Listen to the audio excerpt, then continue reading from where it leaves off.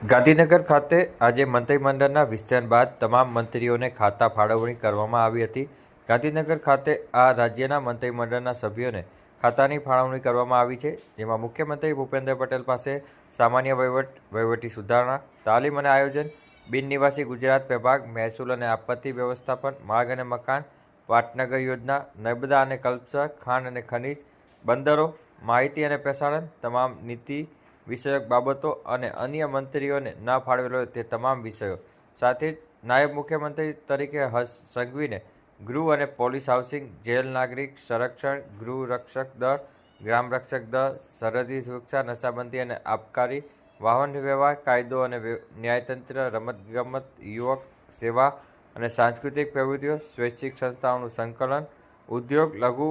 સૂક્ષ્મ મધ્ય ઉદ્યોગ, મીઠા ઉદ્યોગ, છાપકામ, લેખન સામગ્રી, પ્રવાસન અને યાત્રાધામ વિકાસ, નાગરિક અને ઉડ્ડયન તેમજ કેબિનેટ મંત્રી તરીકે કનુભાઈ દેસાઈને નાણાં અને શહેરી વિકાસ અને શહેરી ગૃહ નિર્માણ, હિતુભાઈ વાઘાણીને કૃષિ અને ખેડૂત કલ્યાણ, સહકાર,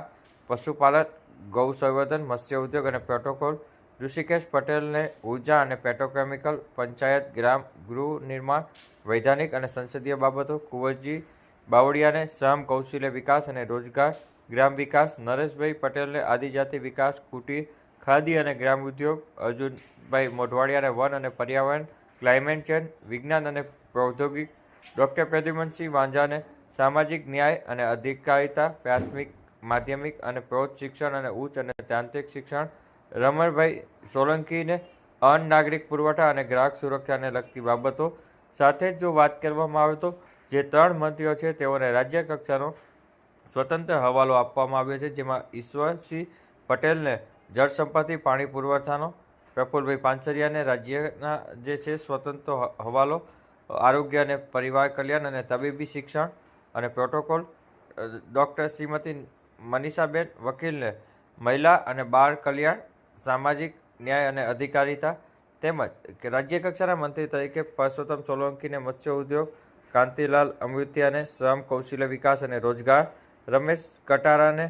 કૃષિ અને ખેડૂત કલ્યાણ, સહકાર, પશુપાલન અને ગૌ સંવર્ધન,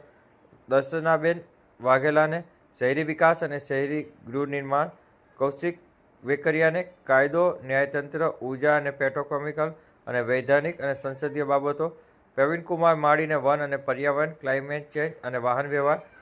ડૉક્ટર જયરામ ગામિતને રમતગમત, યુવા